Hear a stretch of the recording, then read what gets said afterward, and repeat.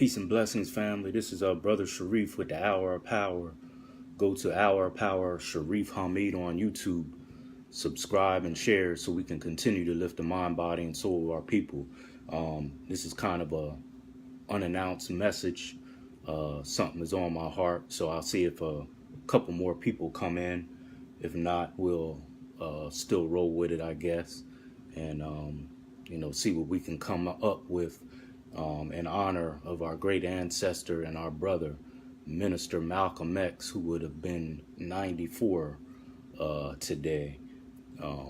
So see if a couple more people come on, and we'll talk about his life, his legacy, and his impact, but mostly from a personal point of view with me. I'm no Malcolm X expert or historian. Mostly I can only speak to, again, the impact that he has had on my life, which is very, very significant in my development spiritually and culturally as a black man here in America. So again, I'm no Malcolm X expert or historian. I'm mostly here to speak about the impact that he has had on my life. So that's what I wanted to speak on. Many people can have many different views and perspectives on Minister Malcolm because he was such a historical figure, and he did so much for our people. 55 some years later, after his assassination, February 22nd, 1965, will that be 54 years later? It's like, it was just a couple years ago that we lost our brother. That's how much impact he has had on many lives of our people. It's undeniable. But again, I can only speak to the impact that he has had on my life. But before I get into that, the Hour of Power has been real busy doing interviews and providing a platform for those here in the York, PA area running for city council and school board.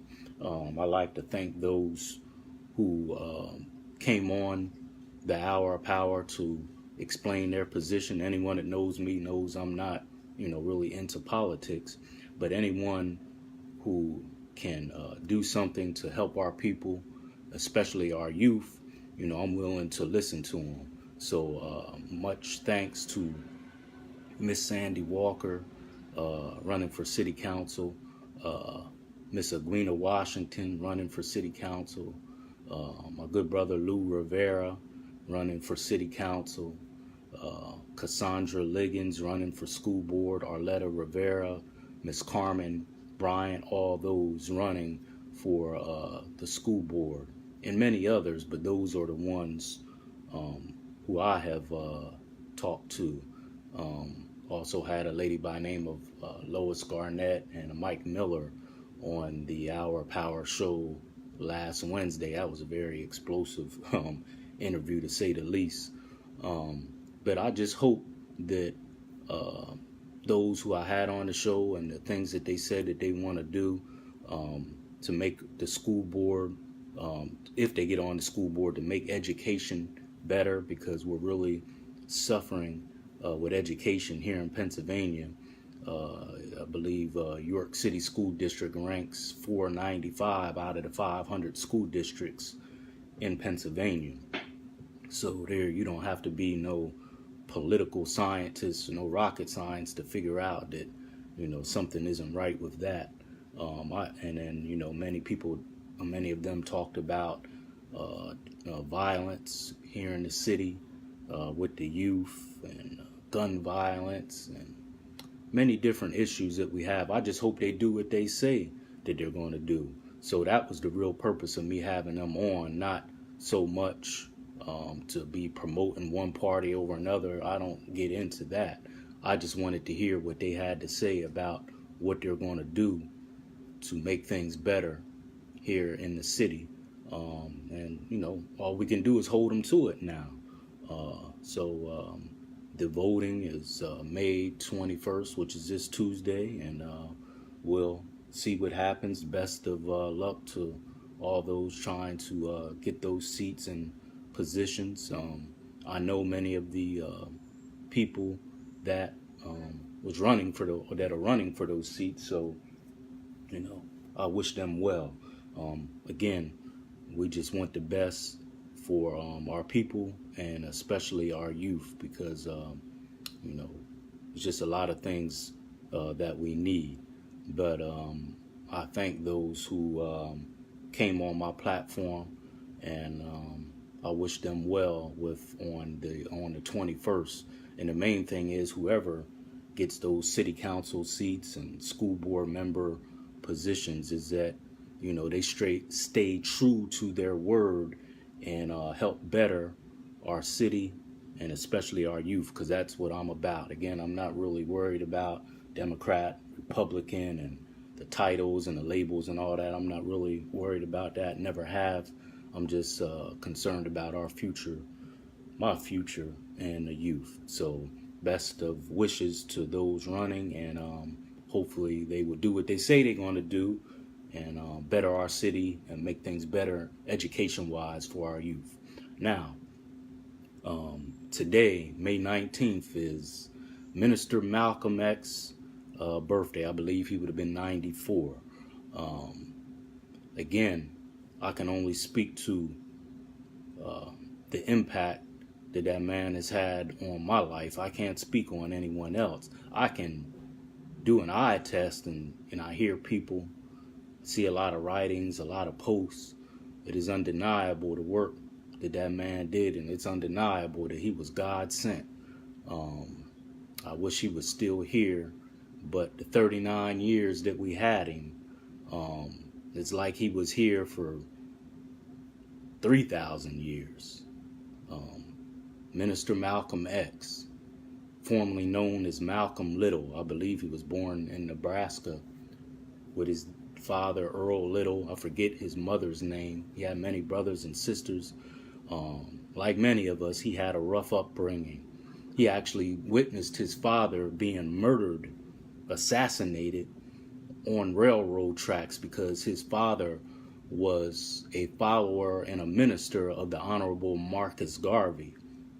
And he was going hard with that, and the powers that be, the Ku Klux Klan, didn't like that, and they murdered that man, ran him over on the railroad tracks, and Malcolm, his mother, and his siblings witnessed that horrific scene. From there, the family just kind of fell apart. His mother obviously was distraught by seeing her husband being murdered on the railroad tracks.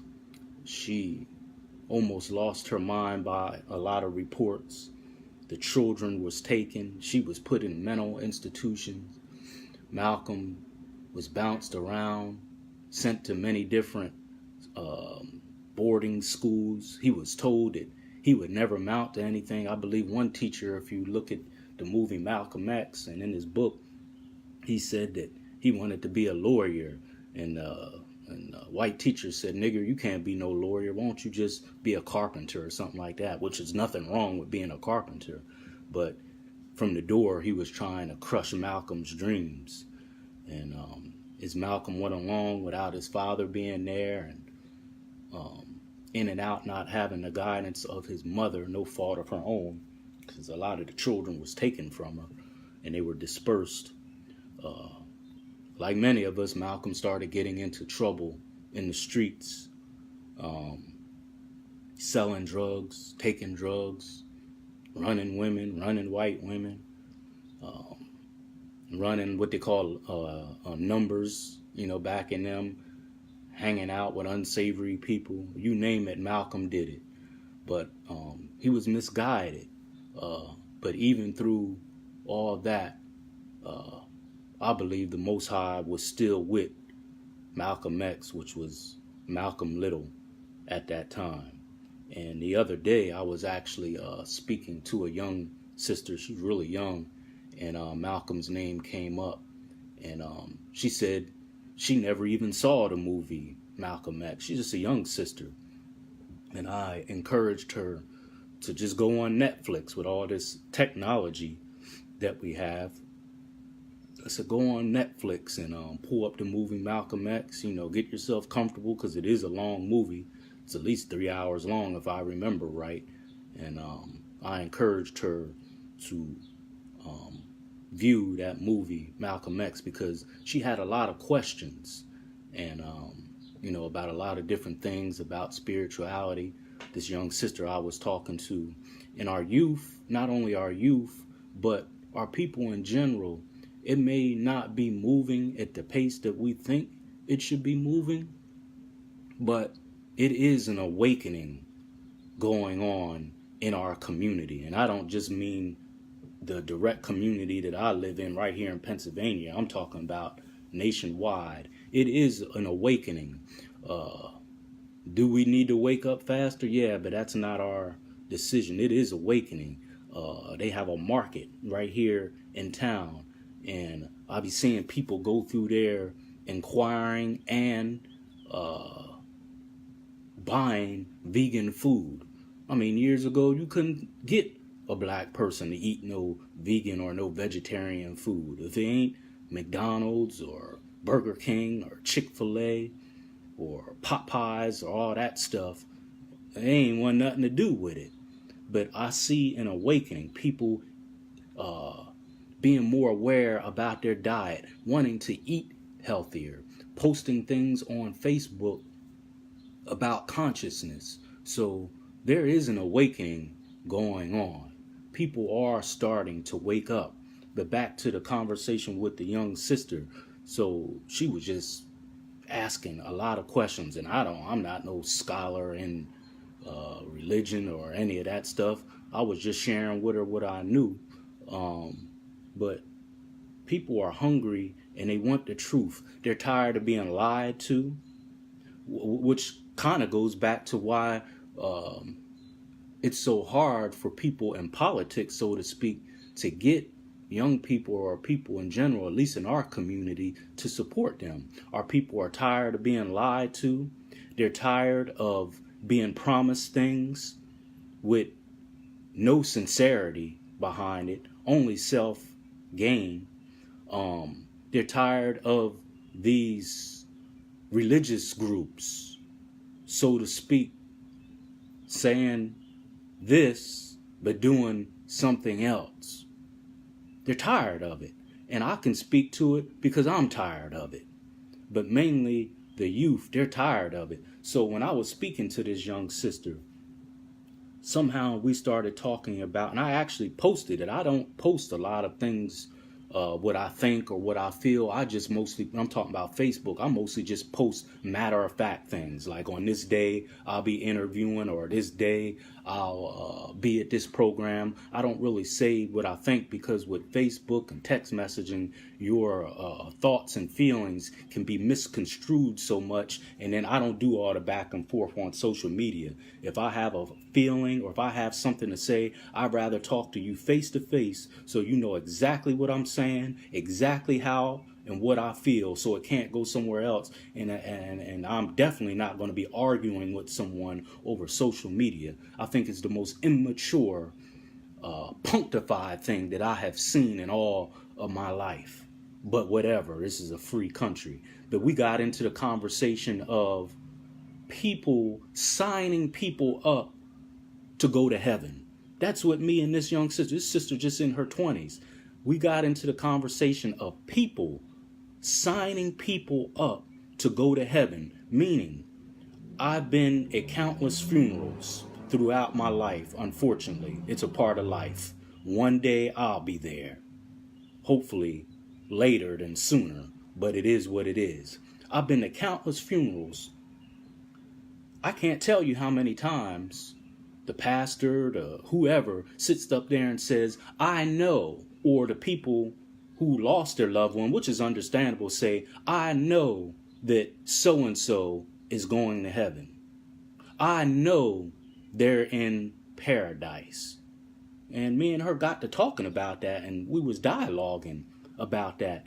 And I gave her my view on it from a spiritual point of view and just common sense. And we pretty much agreed. Unless you're with someone every second, every minute, every hour, every day, every week, every year of their life, how do you know that their deeds, good or bad, and we all have good or bad deeds, how do you know that their deeds are qualified to the Most High to enter them into heaven? Has the Most High sent you a message? Any of these pastors or people saying that so-and-so has just entered into the pearly gates? No, I'm just being real. It's just a question. This is what me and this young sister talked about. You could be signing someone up to go to heaven, and they could be a child molester. Again, unless you've been with someone every second, every minute, every hour, every day, every week, every year of their life, how do you know if they're qualified to go to heaven unless you got a message directly from the Most High saying, yeah, Mr. Joe that just passed away, I just entered him in. And if you have gotten a message like that, I need to be around you more every day.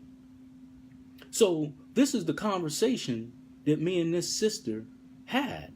So what we came up with was only God himself is qualified and able to determine and balance our good and bad deeds to enter us into heaven. You could go to someone's funeral and 5,000 people can be there. Does that mean that because 5,000 people was there that they're going to the Most High, they're going to heaven? We don't know that. Or you could go to someone's funeral and only 5 people are there. Does it mean just because only 5 people was at their funeral that they're not qualified to go to heaven? No, it just means that only 5 people took the time out of their day to pay their last respects to that person. Or if 5,000 people was there, it only means that 5,000 people took time out of their day to pay their last respects to that person. No one knows if someone is qualified to go to heaven. I know it sounds good to say, yeah, but we don't know, because only God is qualified to enter someone into the pearly gates. So I know that's a little off track from me talking about Minister Malcolm.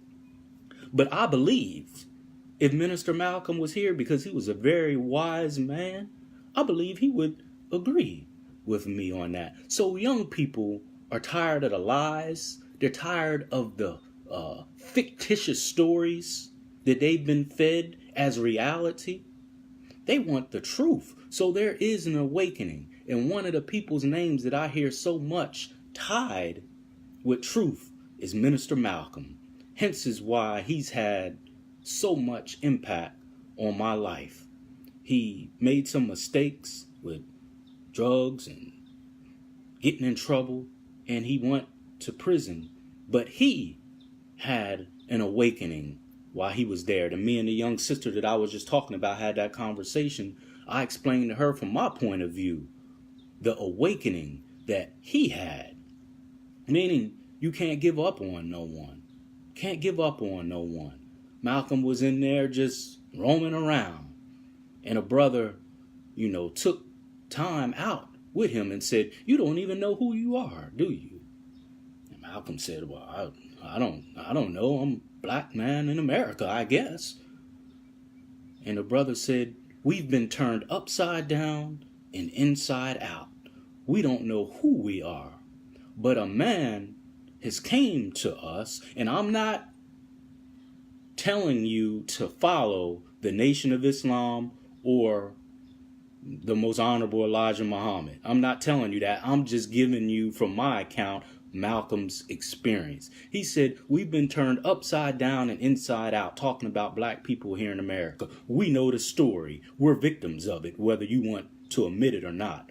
Whether you want to admit it or not, all of us are living the effects of being turned upside down and inside out. I just mentioned it a couple of minutes ago, but in a positive way, just with our diet alone. I saw Charles Barkley on the TV the other day, and he does the announcing for the games. He's an NBA analyst, and he was announcing the first game of the Milwaukee Bucks and the Toronto Raptors. So they were in Milwaukee, and he was talking about how he went to this famous soul food restaurant in Milwaukee, and on TV bragging about how he was eating chitterlings, which are the intestines of a pig. Not here to beat up on anyone, but we have people that'll brag about that and openly brag about eating the intestines of the pig. But then when you say, hey, try some of these lentils, try some of these pinto beans, or try, like I have some chickpeas that I'm going to eat later. Man, people are turning up their nose. I ain't eating that mess. Mess? Chitterlings is literally mess. It's a pig's intestines. I could get more graphic with it, but you know what it is. So that is a small sign that we have been turned upside down and inside out when we will openly and almost brag about eating such a detestable thing. I can't even call it food, because you know what it is. We will openly brag about that, even put it on Facebook. But then when someone offers you something that lentils is in the Bible, natural food, like that's real food. It's live food. And I can go deeper. So you know we've been turned upside down and inside out when someone says, yeah, I had chitterlings. But then when you offer them live, real food that's even in the Bible, lentils is in the Bible. Rice is in the Bible, I believe. But I know lentils is. It's a real food. It's natural food. And then they'll turn their nose up and say, I ain't eating that mess. But they eat chitterlings and this Chinese food that we don't even know is food, and McDonald's and all that stuff. We've been turned upside down and inside out. So the man told Minister Malcolm, someone has came to wake us up. And Malcolm said, well, who is that? He said, the most honorable Elijah Muhammad. He came to save black people in America. So Malcolm was like, well, I never heard of him. And the brother start telling him how Elijah Muhammad had helped wake us up, knowledge of self, exposing us to all the great things that we have done way back in Africa. Malcolm was like, no one never told me these things. Then he started reading. It is said that Malcolm read every single word and the definition in the dictionary from front to the end, cover to cover, every single word in the dictionary and its definition and meaning. Malcolm only had like a 7th or 8th grade education.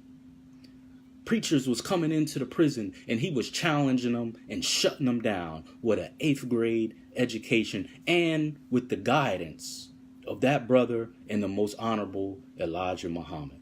He said one time when he was in his cell, he saw the man appear in front of him, and at that point he submitted and became Muslim and turned his life over to Islam. We know the rest.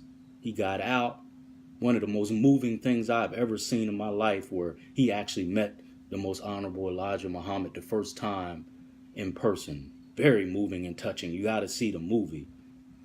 And he saw him and he just broke down. And Elijah Muhammad put his hand on his shoulder, said, you know, the way he used to talk. He said, son, I'm very proud of you, and you're going to be a great helper of mine. He said, look at you. He said, look where you have came from, son. He said, you used to drink, you used to smoke, you used to take drugs, you used to run women. He said, you're not doing those things anymore. He said, God has saved you, and I need your help to build this nation.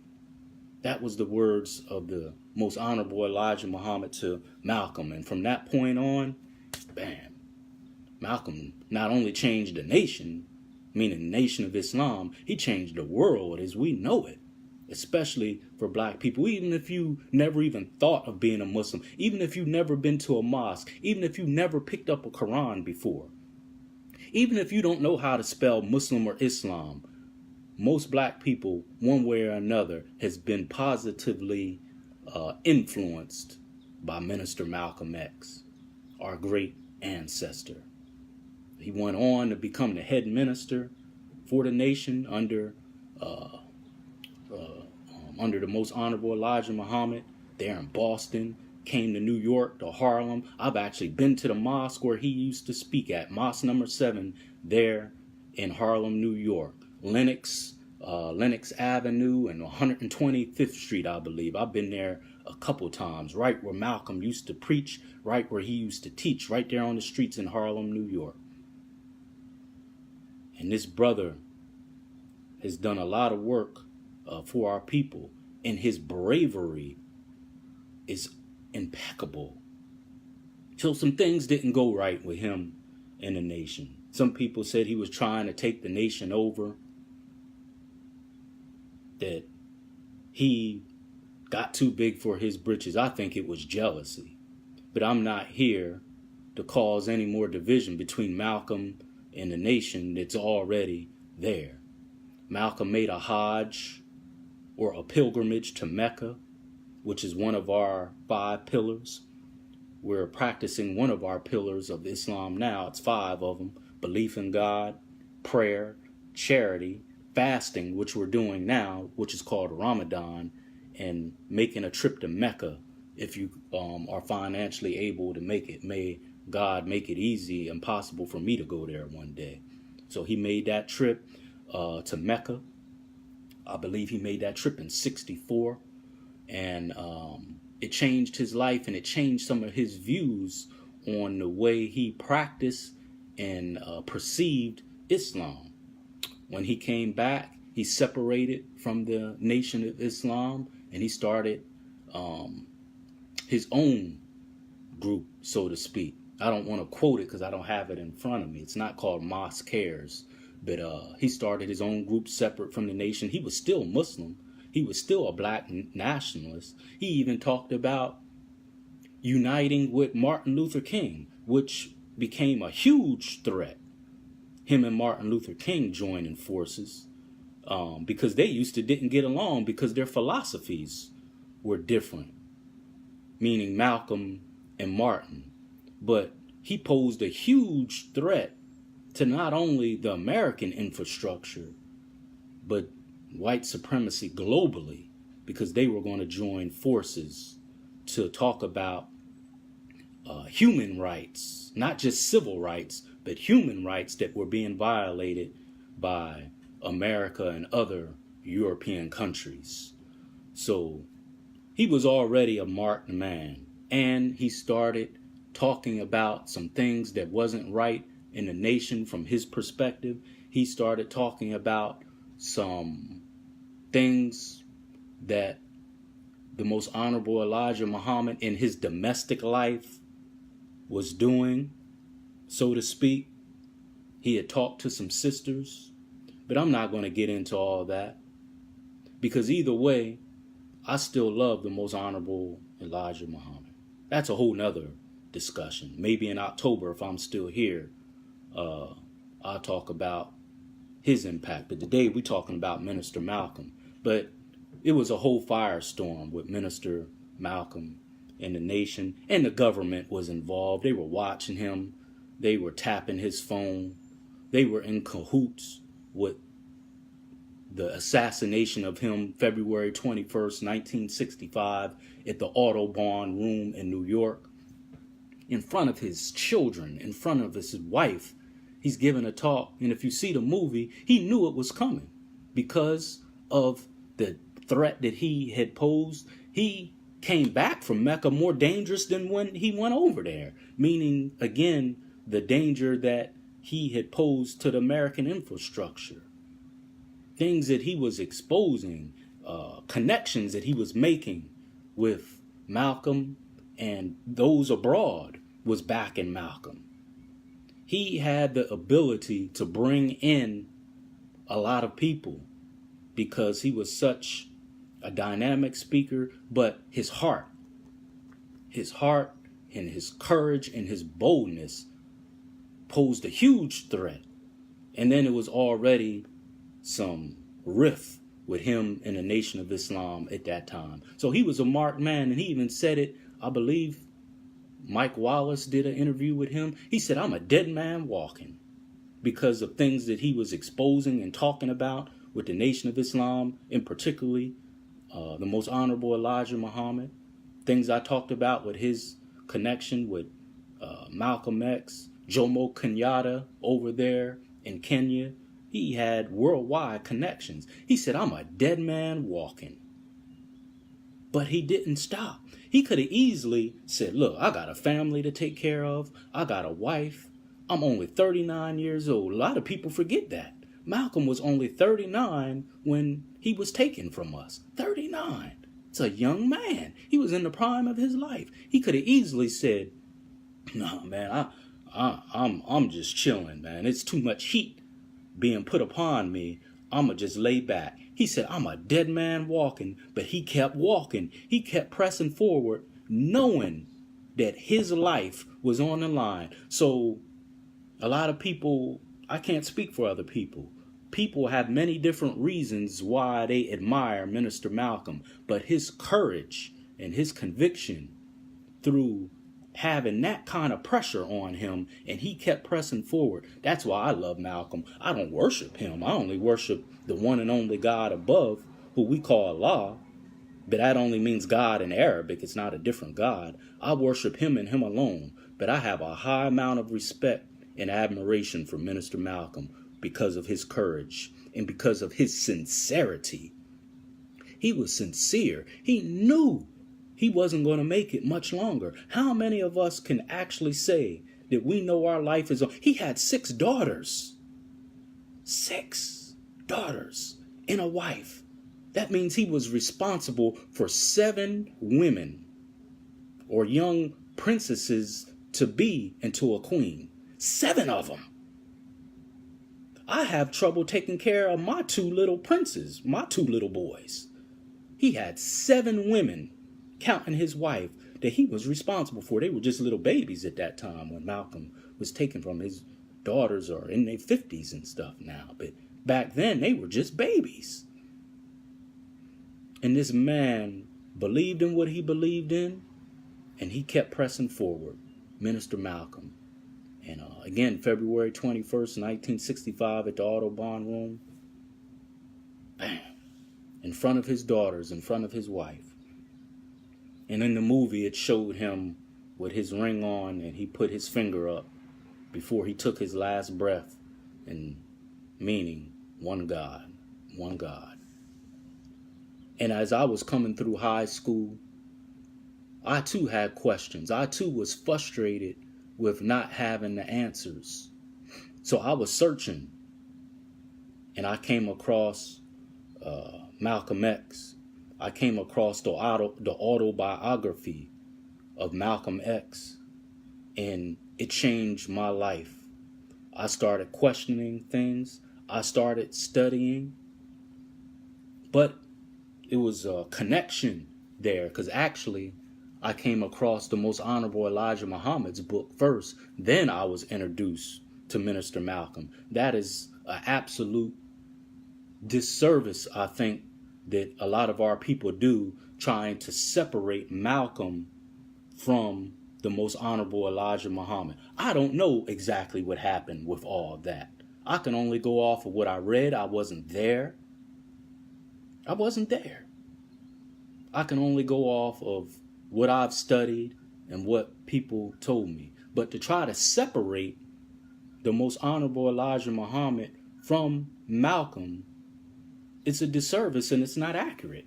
Because Malcolm plenty times told you I wouldn't be here if it wasn't for the Most Honorable Elijah Muhammad. When he was in jail, and before then, when he was acting up, He was about gone. He was walking around, but he was a zombie.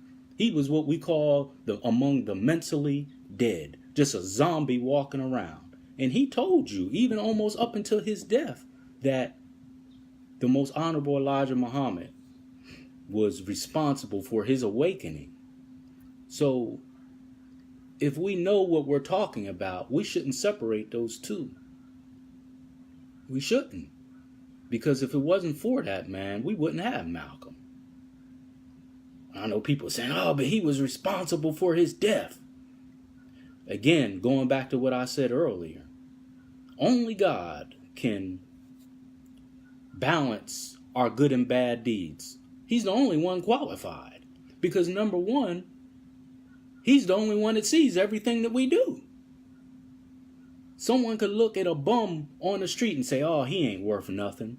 But yet, this man may have took the last of what he had to feed someone. Okay, so what is that worth?